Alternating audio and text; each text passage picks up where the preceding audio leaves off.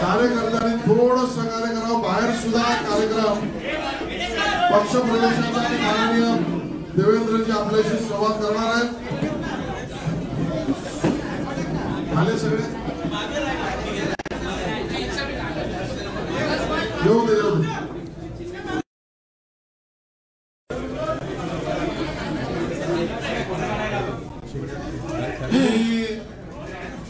आजच्या या सर्व पक्ष प्रवेशाच्या कारवाईमध्ये आपल्या सगळ्यांचे या ठिकाणी स्वागत करतो। विशेष रूपाने आमचे नेते माननीय उपमुख्यमंत्री देवेंद्र फडणवीस साहेब, प्रदेशाचे अध्यक्ष माननीय चंद्रशेखर बावनकुळे साहेब, ज्यांचा आज पक्ष प्रवेश होतोय, असे सन्माननीय अशोक चव्हाण साहेब, माननीय खासदार प्रताप चिखलीकर साहेब, या ठिकाणी उपस्थित असलेले राजूकर साहेब, सर्व प्रतिनिधी, हर्षवर्धन पाटीलजी, सर्व जणांचं मी स्वागत करतो। आणि मी माननीय देवेंद्रजींना निवेदन करतो की त्यांनी आपल्याशी संवाद सुरू करावा। अशोक आजरोडकरांचं पण स्वागत आहे। तर बसा।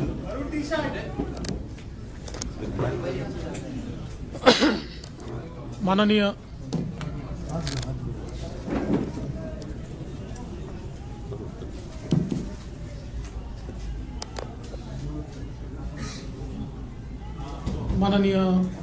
अध्यक्ष जी, आज आमच्या सगळ्यांकरताच अतिशय आनंदाचा दिवस आहे की महाराष्ट्रातलं एक अतिशय ज्येष्ठ नेतृत्व, अनेक वर्ष महाराष्ट्र विधानसभा, देशाची लोकसभा ज्यांनी गाजवली, या गिरीश भाऊ इकडे मागे,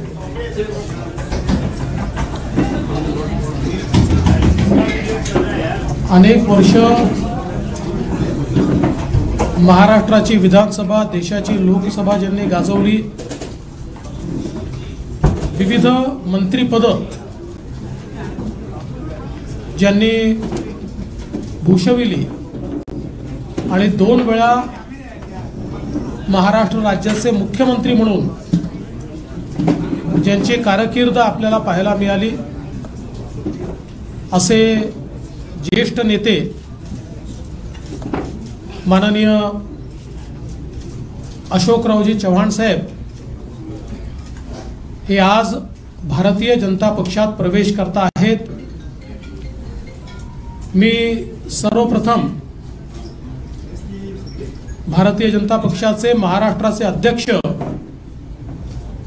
माननीय चंद्रशेखर बावनकुळेजी यांना विनंती करेन की त्यांनी अशोकरावांचा प्राथमिक सदस्याचा जो फॉर्म आहे त्याच्यावर सही करून त्यांना पक्षात रितसर प्रवेश द्यावा।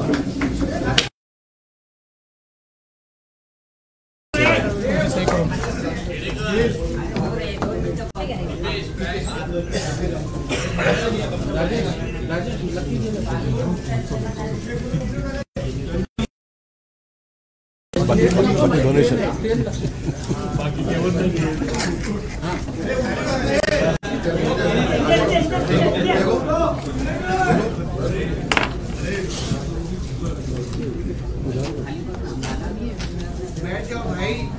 इफी पक्षाची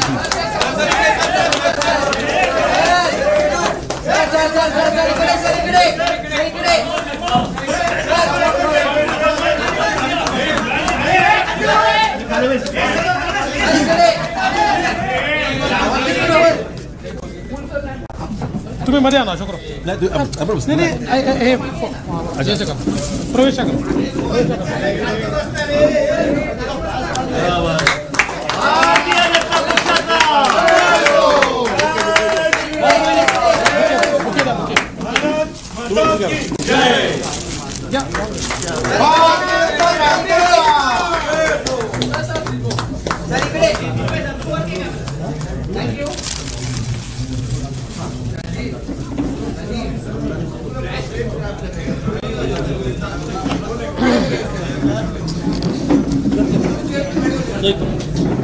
माननीय अशोकराव चव्हाण सर, हो, अमर राजूरकरजींचा देखील माजी आमदार या ठिकाणी प्रवेश होत आहे. अमर राजूरकरजी आपल्याला माहिती आहे नांदेडचे आहेत, माजी आमदार आहेत, विधान परिषदेचे सदस्य राहिले आहेत आणि नांदेड जिल्ह्यामध्ये एक अतिशय निष्ठावंत अशा प्रकारचे पदाधिकारी म्हणून वर्षानुवर्ष त्यांनी काम केलं आहे. त्यांचा देखील या ठिकाणी प्रवेश होतोय. या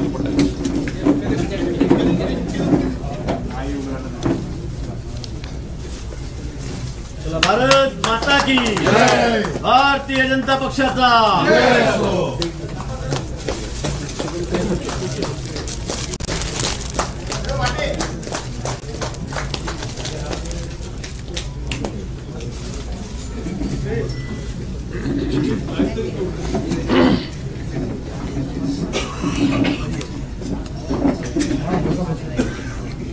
सर्वप्रथम मी भारतीय जनता पक्षामध्ये माननीय अशोकराव चव्हाण साहेब, अमर राजूरकरजी यांचं मनपूर्वक स्वागत करतो आणि निश्चितच त्यांच्यासारख्या ज्येष्ठ नेत्याच्या प्रवेशामुळे महाराष्ट्रामध्ये भारतीय जनता पक्षाची आणि महायुतीची शक्ती ही भक्कम झाली आहे, ती वाढली आहे, याबद्दल आमच्या कोणाच्याही मनात शंका नाही. आज आपण पाहतोय की देशभरामध्ये माननीय प्रधानमंत्री मोदीजी यांनी ज्या प्रकारे भारताला विकसित करण्याचं स्वप्न पूर्णत्वाकडे नेण्याचं काम सुरू केलं आणि जो बदल, जे परिवर्तन भारतामध्ये दिसायला लागलं, त्यामुळे देशभरातल्या अनेक चांगल्या नेत्यांना आपणही देशाच्या मुख्य प्रवाहामध्ये काम करावं, मोदीजींसारख्या एका मजबूत नेतृत्वासोबत काम करावं, मोदीजींचा जो देशाला पुढे नेण्याचा हा प्रयत्न आहे, या प्रयत्नामध्ये आपणही वाटा उचलावा, अशा प्रकारचा विचार अनेक नेत्यांमध्ये त्या ठिकाणी आला आणि त्यातलं एक प्रमुख नेतृत्व म्हणून माननीय अशोकराव चव्हाणांकडे आपण बघू शकतो. अशोकरावांनी भारतीय जनता पक्षामध्ये बिनशर्त प्रवेश केला. त्यांनी केवळ एवढंच सांगितलं की विकासाच्या मुख्य धारेमध्ये योगदान देण्याची संधी मला द्या, बाकी मला पदाची कुठलीही अपेक्षा नाही, लालसा नाही. आणि आम्हाला अतिशय आनंद आहे. आज खरं म्हणजे त्यांचा प्रवेश झालाय, अमर राजूरकरजींचा प्रवेश झालाय, पण लवकरच हजारो कार्यकर्ते आणि नेते यांच्या प्रवेशाचा कार्यक्रम देखील आम्ही निश्चितपणे आयोजित करू. महाराष्ट्रामध्ये येत्या लोकसभेच्या निवडणुकीमध्ये त्यांच्या प्रवेशामुळे महाराष्ट्रात आणि विशेषतः मराठवाड्यात आमच्या महायुतीला एक विशेष बळ मिळेल आणि आम्हाला निश्चित त्याचा फायदा होईल, हा मला विश्वास आहे.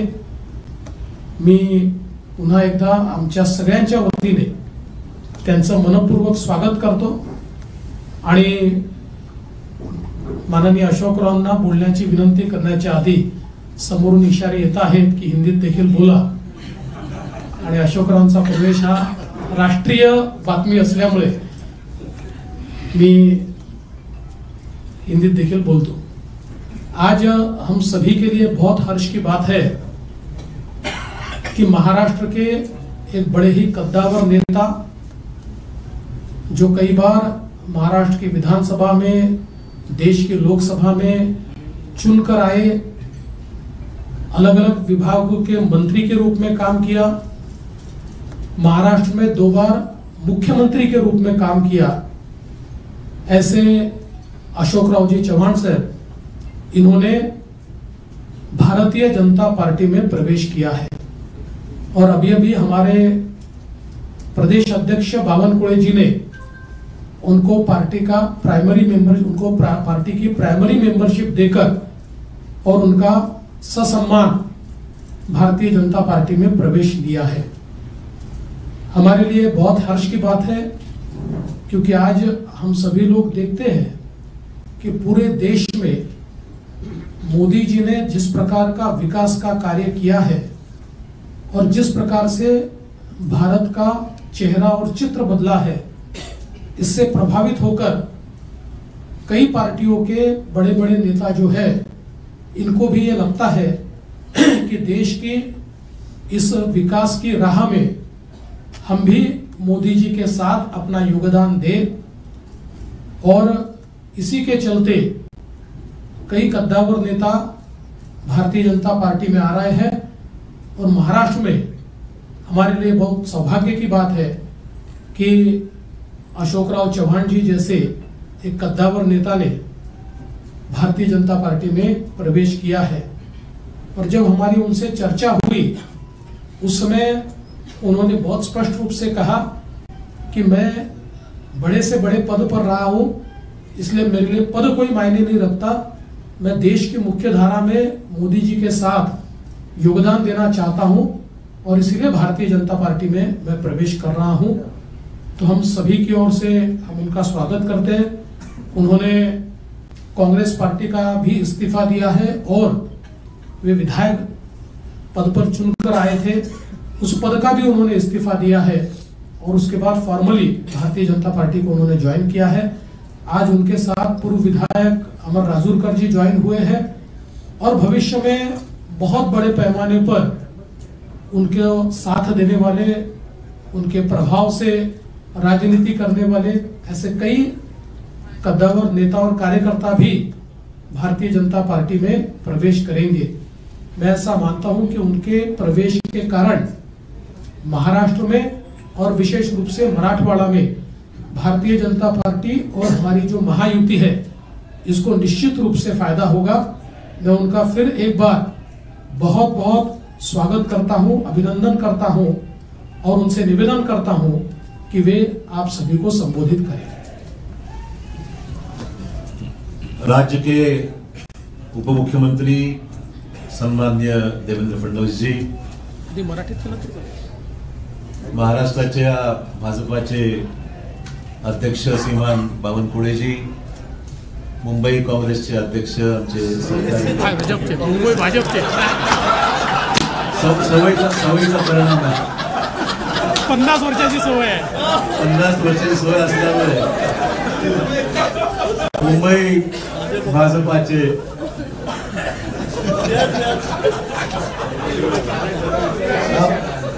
पहिली प्रेस कॉन्फरन्स भाजपाच्या कार्यालयामध्ये माझी होत आहे।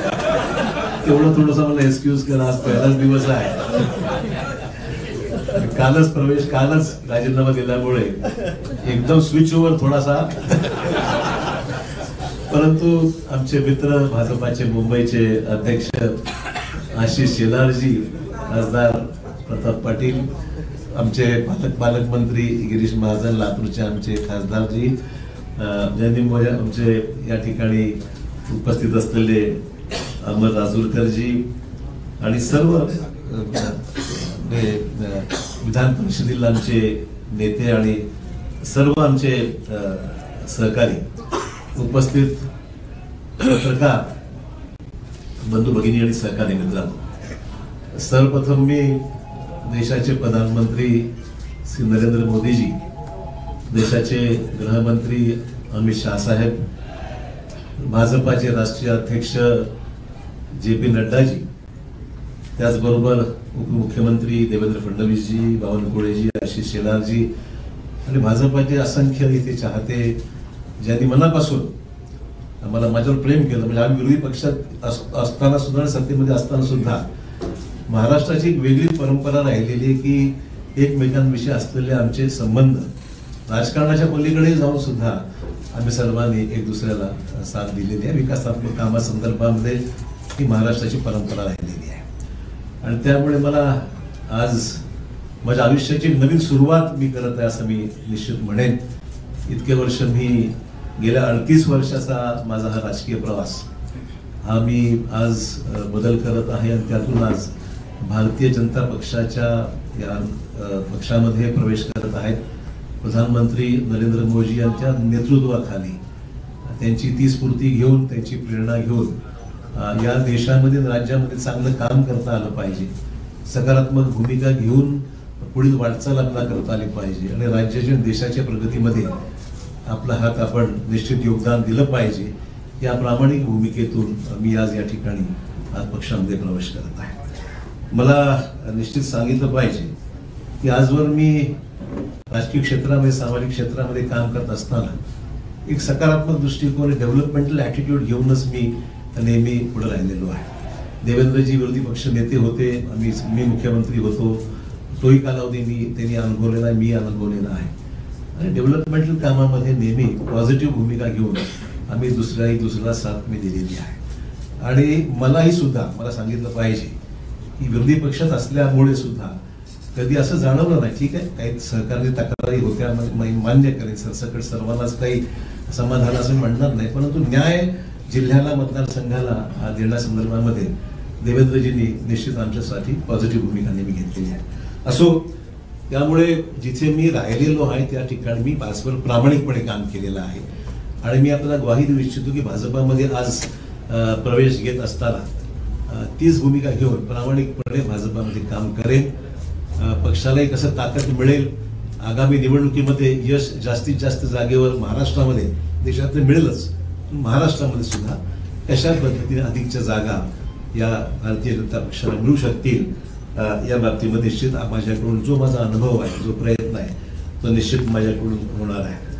हे राजकारण हे एक सेवेचं माध्यम आहे आणि मला वाटतंय की मला कोणावरही व्यक्तिगत टीका टिप्पणी कालही स्पष्ट केलेलं आहे. मला ठीक आहे, पक्ष सोडल्यानंतर अनेक सहकारी त्याच्यामध्ये काही विरोधी बोलतात, कोणी काही टिप्पणी करते, काही लोकांनी समर्थन केलंय, विविध ज्याला आपण म्हणू की मतभिन्नता असू शकते. व्यक्तिगत स्वरूपाचे कुठले दोषारोप मी कोणावर केलेले नाही, करणार नाही. मी आजपासूनच इथे पॉझिटिव्ह कामाला लागलेलो आहे. मला बावनकुळेजींनी आताच पावती दिलेली आहे पक्ष प्रवेशाची आणि त्यांना मी पैसे देऊन सुद्धा, म्हणजे उधार ठेवलेलं नाही, जी काही फीज आहे ती त्यांना मी पक्ष प्रवेशाची त्या ठिकाणी दिलेली आहे. आपल्याला माहिती की प्रधानमंत्र्यांनी सबका साथ सबका विकास हे ब्रीदवाक्य घेऊन या देशामध्ये अनेक महत्वपूर्ण पैलू विकासाच्या संदर्भातले देशाभरात आपण पाहतोय की मोठ्या प्रमाणावर जे इम्प्रेस आम्ही झालेलो आहोत. आम्ही म्हणजे मला सांगायला हरकत नाही, आम्ही विरोधी पक्षात असताना सुद्धा कधीही व्यक्तिगत स्वरूपाचे दोषारोप कधी केले, मी तरी कोणावर केले नाही. आणि जे चांगलं काम झालं, आमच्या काळात जे चांगलं काम झालं त्याची प्रशंसा देवेंद्र भाऊंनी वेळोवेळी केली. आम्ही सुद्धा त्यांच्या विद्यमान सरकारमध्ये जे चांगलं काम होत आहे त्याची प्रशंसा आम्ही सुद्धा केलेली आहे. कधी वेळेवर आमच्यावर टीका होते की तुम्ही फार माइल्ड आहात, तुम्ही काही टीका विरोधी पक्षावर करत नाही किंवा सत्ताधारी पक्षावर करत नाही. हेतू तो नाही आहे. महाराष्ट्राची जी परंपरा आहे, जी सभागृहामध्ये एकमेकाविषयी असलेली जी भूमिका असते विरोधी म्हणून, ती प्रामाणिकपणे विरोधात असताना केलेलीच आहे. परंतु सभागृहाच्या बाहेर मात्र व्यक्तिगत स्थिती जाऊन, पॉलिटिकल पलीकडे जाऊन महाराष्ट्राने पाहिलेलं आहे. महाराष्ट्राच्या या विधिमंडळामध्ये अनेक दिग्गज आम्ही पाहिलेले आहेत आणि त्या दिग्गजांचे संबंध सभागृहात जरी कटुता काही ठिकाणी आली असेल, पण सभागृहाच्या बाहेर मात्र एकमेकांविषयी आदर बाळगूनच जी भूमिका वटवायची असतील, पक्षाची धोरणं असतील, कामासंदर्भातल्या अपेक्षा असतील, ती सर्वांनीच राबवलेली. मला वाटतं ती परंपरा महाराष्ट्रात कायम राहावी अशा प्रकारची निश्चित आम्हा सर्वांची मैत्री भूमिका निश्चित राहणार आहे. एक नवीन सुरुवात भारतीय जनता पक्षाची जी काही ध्येय धोरणं आहेत त्या पद्धतीने निश्चितच काम केलं जाईल. पक्षाच्या भूमिकेतून जे आदेश पक्ष मला देईल, उपमुख्यमंत्री देवेंद्र फडणवीस सांगतील त्या पद्धतीने निश्चित आगामी काळामध्ये काम करण्याचा माझा मानस आहे.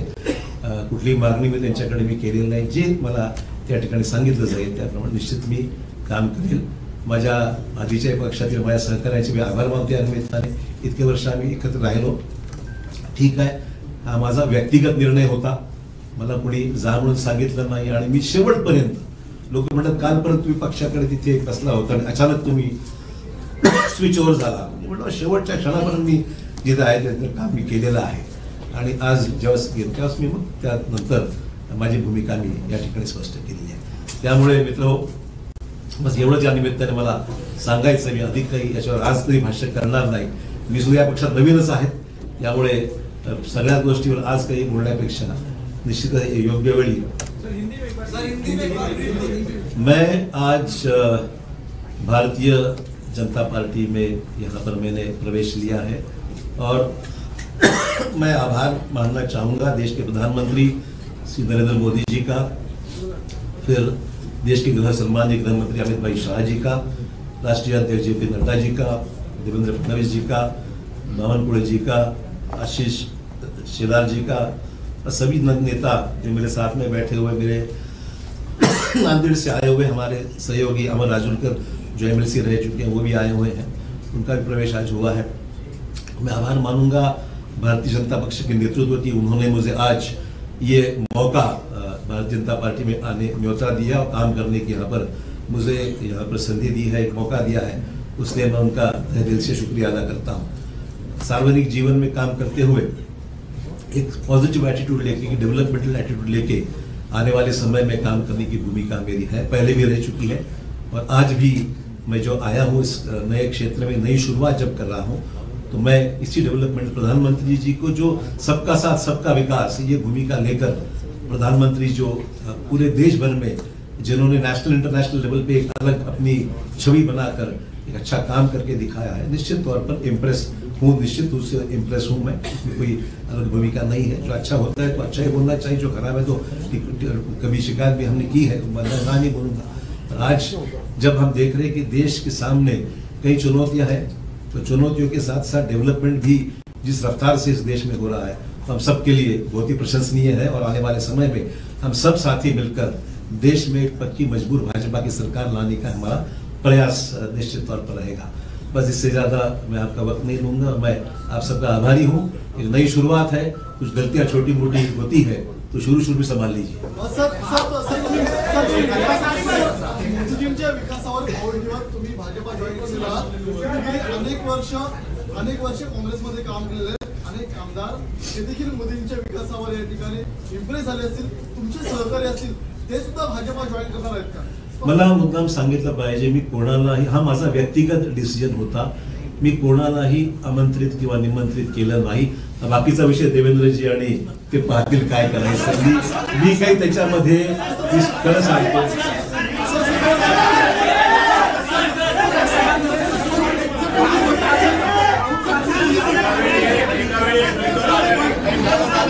अरे बाबा, हॅलो, अरे शांतपणे.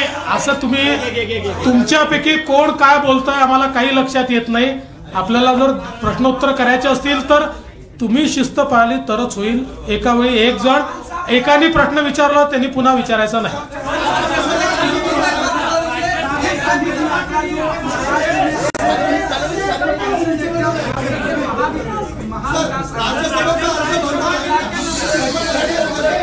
राज्यसभेचा अर्ज भरणार आहे.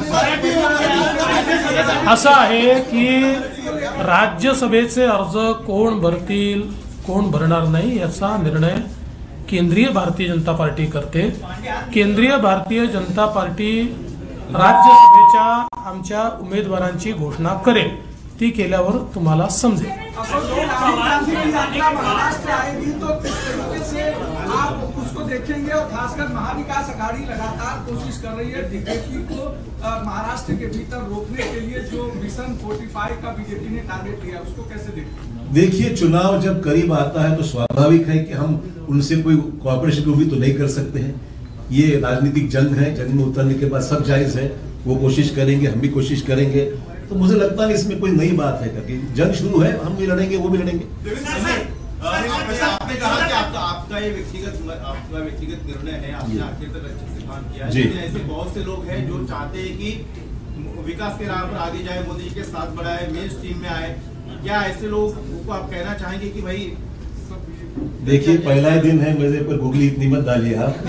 मैं इतना ही कहना चाहूंगा, ये काम जो है प्रदेश अध्यक्ष जी बावनकुळे जी बहुत जोर से कर रहे हैं और देवेंद्र जी का भी उनको साथ है. उन्होंने कभी उनको जरूरत पड़ी तो मैं उनको कुछ गाइड कर सकता हूं. मैं इसका जवाब इतना ही देता हूं कि अशोक राव का कि मदद कहाँ लेनी है हमको पक्का पता है, हम उचित जगह उनकी मदद लेंगे, आप चिंता मत करिए।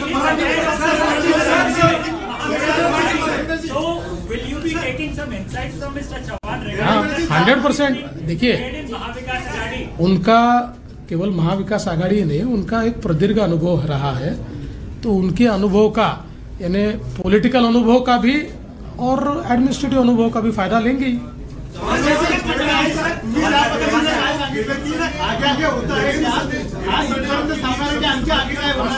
जी देवेंद्र सर ने मेंशन किया आप एक राष्ट्रीय स्तर के नेता हैं, एक और राष्ट्रीय घटना चल रहा है दिल्ली के बॉर्डर पे इस वक्त एक बार फिर किसान आंदोलन आया है, उसका आरोप ये लग रहा है, किसानी का आरोप आपकी पूर्ववर्ती पार्टी कांग्रेस पर लग रहा है कि उन्होंने उत्साह है एक बार फिर चुनाव को देखने के लिए, किस कॉन्टेक्स्ट में देखिएगा? देखिए आरोप प्रत्यारोप तो राजनीति में होते रहते हैं। सवाल ये है कि किसानों की समस्या है देश में, उसको किस तरीके से हैंडल करना है। राष्ट्रीय स्तर पर प्रधानमंत्री जी सक्षम है, देश के कृषि मंत्री और अन्य मंत्रियों के साथ लेकर मैं समझता हूँ इसको हल करना चाहिए। आपको याद होगा जो किसानों के 3 कानून बना, अल्टीमेटली सरकार ने विड्रॉ किया, पब्लिक ओपिनियन जानकर उसको फैसला लिया गया। तो मैं नहीं समझता प्रेस्टीज की बात, हम चाहते हैं कि देश के सभी तमाम किसानों को न्याय मिलना चाहिए, किसानों की आत्महत्याओं को रोक लगाने का कम करने का प्रयास होना चाहिए, और मुझे उसमें जो हो रहा आंदोलन उसमें ध्यान निश्चित देंगे, ऐसी कोई बात नहीं है।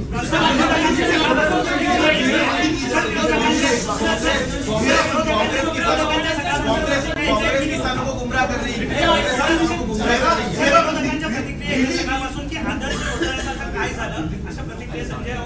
हा उशीर आला प्रश्न, पहिलाच यायला पाहिजे असं आहे। अरे भाई जवाब तो सुनो यार, आप एक आदमी प्रश्न पूछते और जवाब भी सुनते नहीं हो। असं आहे, हा प्रश्न हायकोर्टामध्ये आमच्या बाजूने निकाल लागलेला आहे, अपीलमध्ये काही एजन्सीज गेलेल्या आहेत, ठीक आहे, लिगल प्रोसेस जी आहे ती फॉलो होईल, पण हा एक राजनीतिक ऍक्सिडेंट म्हणावा लागेल, मला एवढं समजायचं आहे, आणि I face enough of that. मला वाटतं की फार काही चिंतेचा विषय वाटत नाही।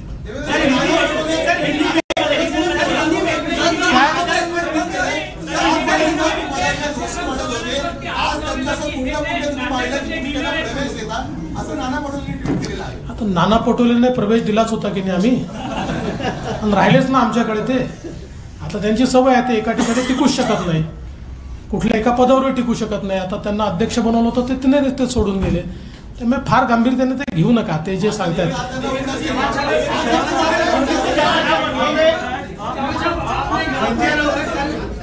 आपने एक दिन पहले तक कांग्रेस में थे, बैठक में हिस्सा लिया था, उसके बाद अगले दिन क्या ये रातों रात लिया गया फैसला?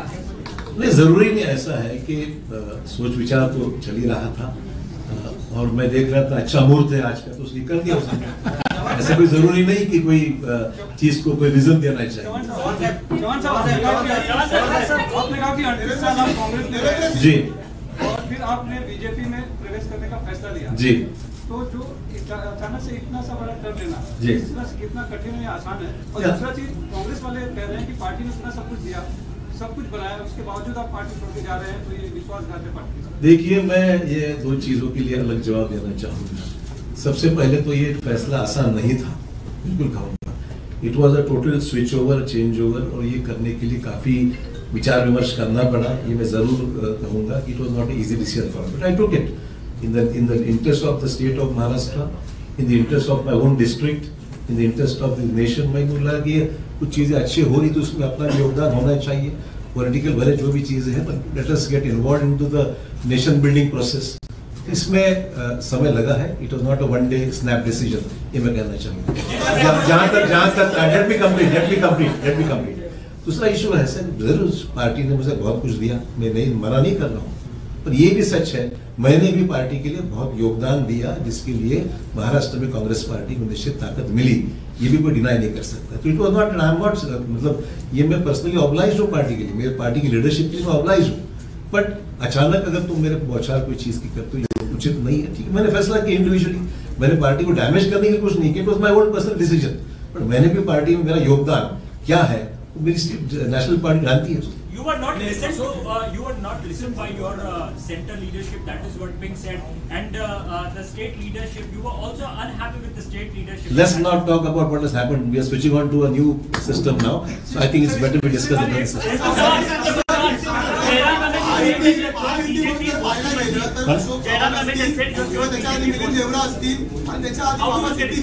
तीन मोठे नेते आहेत ज्यांच्या 2-2-3-3 पिढ्या काँग्रेसमध्ये होत्या, त्यांना आता महायुतीमध्ये प्रवेश केला आहे.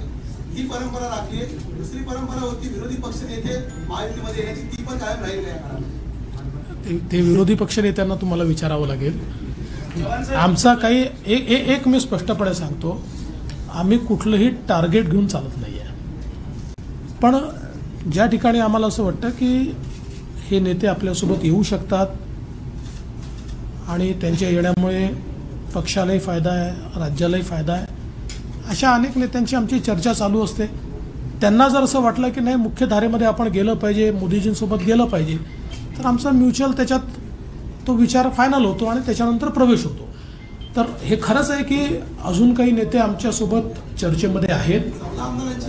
नाही, असं काही यादी वगैरे हा विषय नाही. नाही असा काही 14 आमदार आणणार आणि ते वगैरे हे आकड्यांमध्ये आम्हाला जायचं नाही. मी एवढंच सांगतो की जमिनीशी जुडलेले जे नेते आमच्यासोबत येतील त्यांचं आम्ही स्वागत करू.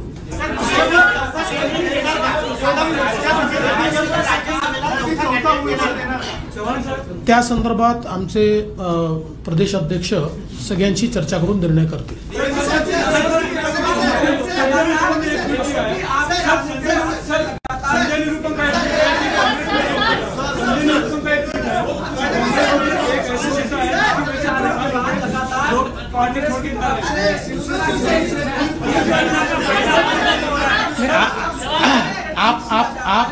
आपने जिनकी बात की मैं उनको अड़चन में नहीं लाना चाहता, पर उनका भी इंतजार है.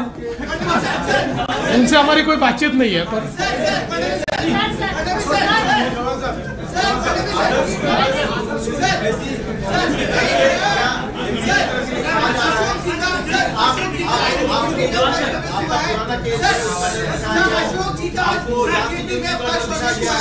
अशोक जी का क्या रोल होगा, ये आपको महाराष्ट्र बीजेपी तय करेगी या केंद्र सरकार तय करेगी? क्योंकि अपने आप में बड़ा नाम आपने कहा कि बड़ा नाम. देखिए, अशोक चौहान जी 2 बार महाराष्ट्र के मुख्यमंत्री रह चुके हैं, इसलिए उनका रोल क्या होगा इस बारे में केंद्र सरकार के केंद्रीय बीजेपी के साथ चर्चा करके हम तय करेंगे. क्योंकि अशोक जी का भारतीय जनता पार्टी में आना ये राज्य के लिए तो एक बहुत मजबूती की बात है ही, पर उनका जो कद है वो एक नेशनल स्टेचर का कद है, इसलिए केंद्रीय बीजेपी से बात होकर ही इसका फैसला किया जाएगा.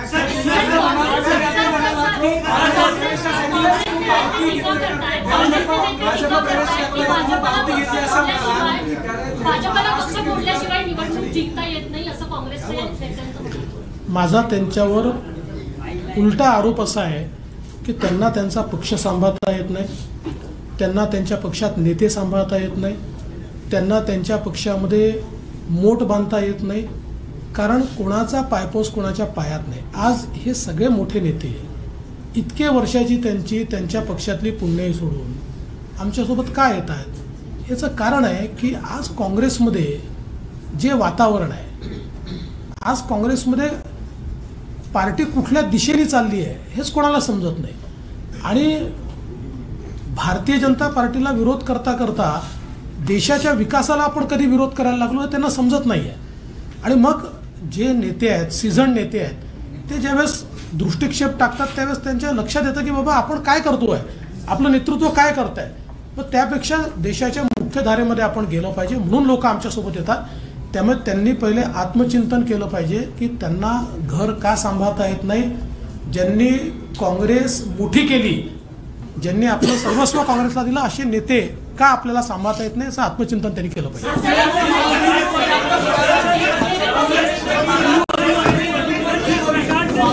सगळ्यांचे खूप खूप धन्यवाद.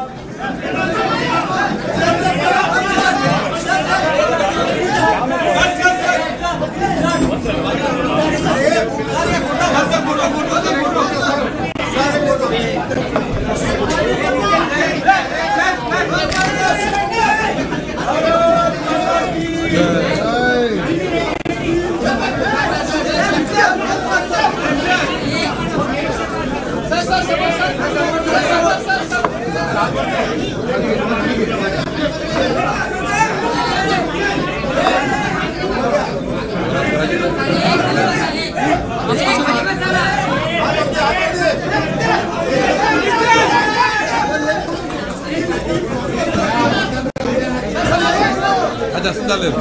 भारतीय जनता पक्षाचा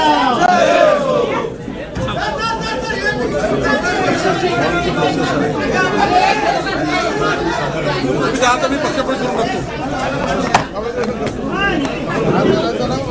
बाहेर बाहेर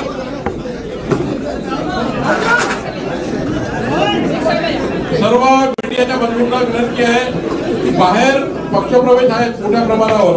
लातूर मधले आहेत, नाशिक मधले आहेत, यवतमाळ मधले आहेत. मोठ्या प्रमाणावर पक्षप्रवेश बाहेर आहेत. त्या पक्षप्रवेशाला सुद्धा आपण सर्वांनी आपण हजर राहावे अशी विनंती सर्व मीडियाच्या बंधूंना करतोय.